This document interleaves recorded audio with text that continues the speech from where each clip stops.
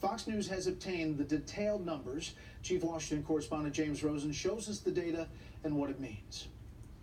For the first time, the White House said the federal government has counted the green cards issued between 2005 and 2015 to migrants admitted through family preference or as immediate relatives or dependent relatives of migrants already admitted into the country, perhaps the fullest portrait of so-called chain migration ever developed. For years, we've known that large numbers of immigrants have been coming based on petitions from previous immigrants, but this is the first time that we really kind of see the whole scope of the problem. And legislators or policymakers at DHS can do what they need to do to address the problem. During the 10-year time frame, officials said the U.S. permanently resettled roughly 9.3 million new immigrants on the basis of family ties. That's more than 70% of all new immigration in that period, the White House said, adding it is also the primary driver of low-skilled workers' entry into the U.S., a phenomenon analysts say most directly hurts American minority groups with comparable skill sets. They want to have people pour into our country, illegals. They don't care where the hell they come from.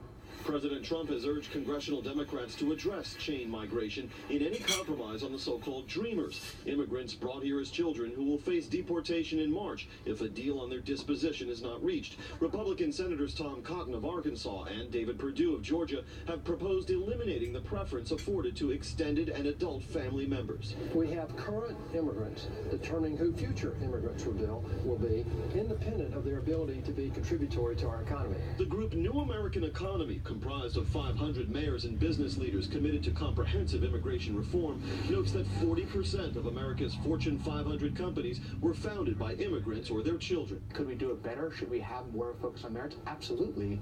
But that doesn't mean in the least that we don't want to be reuniting families, strengthening communities, and bringing more people here.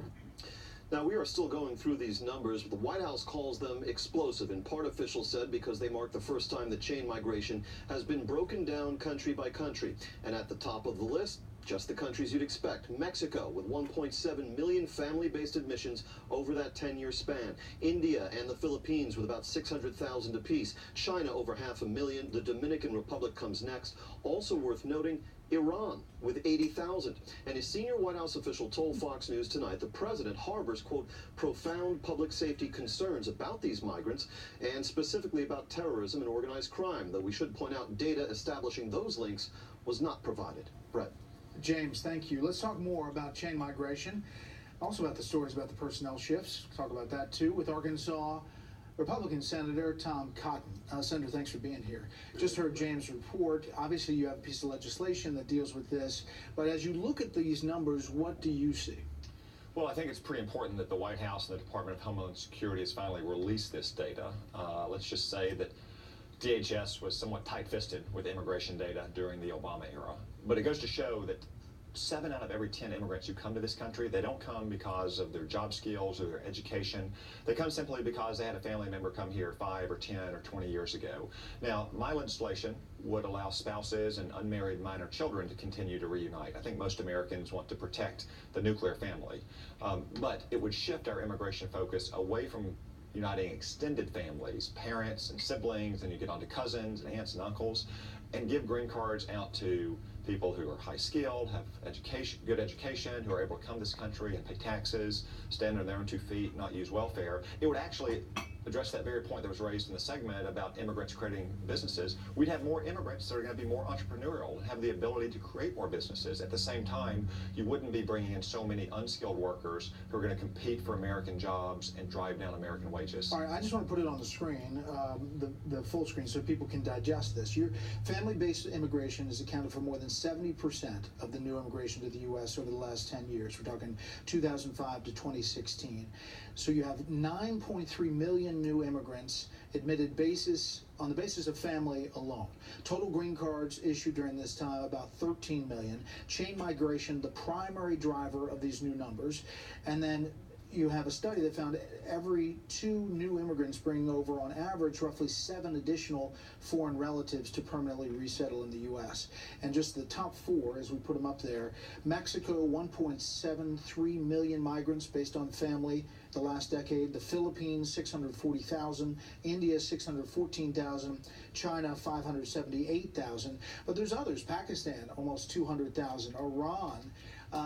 What about the security concern aspect of this? Well, How real is that? So Brett, it's important to emphasize before we address the security point that just because 70% of all green cards are given out based on family status, that doesn't mean that 30% are given out for jobs. No, because you still have categories like refugees and asylees and so forth. It's only 1 out of 5, barely 6% of green cards are given to immigrants because they have a job offer that's going to pay a high wage and going to contribute to the American economy, where we do have some holes. Now, to bring to the security point, the numbers are obviously independent of the security vetting, but obviously there are some countries where the risk of bringing in a terrorist threat is higher than other countries. For instance, it's a higher threat environment to bring in an immigrant from, say, Syria or Somalia, where you have large terrorist presence, than it is to bring in an immigrant from, say, Luxembourg or from Australia and so forth. And that's a real genuine concern, just because you're increasing the volume of immigrants from those countries, again, based on the random chance that someone from their family immigrated here 10 or 20 or 30 years ago,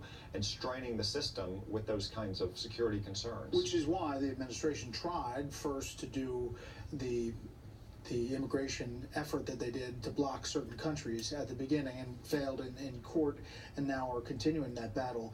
Here's what people say on the other side. They say, listen, this country was formed and bringing us your tired, your poor, your hungry masses. It was formed on being welcoming. And if anything's welcoming, it is about families. That's what people on Capitol Hill who are opposed to this say. Well, so far as I would say, we still are going to welcome spouses and unmarried minor children.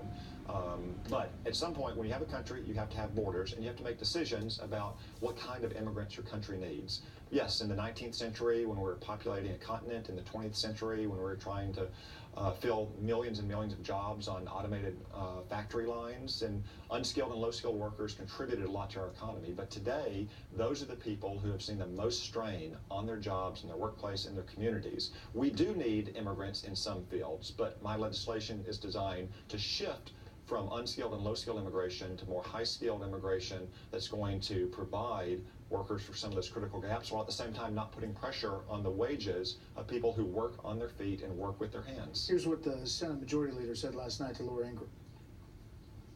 The President's actually given us an opportunity here by saying he wants to fix DACA, but he doesn't want it all by itself. He wants something with it, and I think the kinds of things you and I are discussing, that Cotton and Perdue are pushing, are exactly what ought to be part of a solution. So how important was that for him to say? Very important. Senator McConnell has been consistent in public and in private that he wants to see an end to chain migration if we're going to do anything that would codify DACA. So is it the price of admission for DACA? I think it's a necessary condition. Maybe not the only condition, but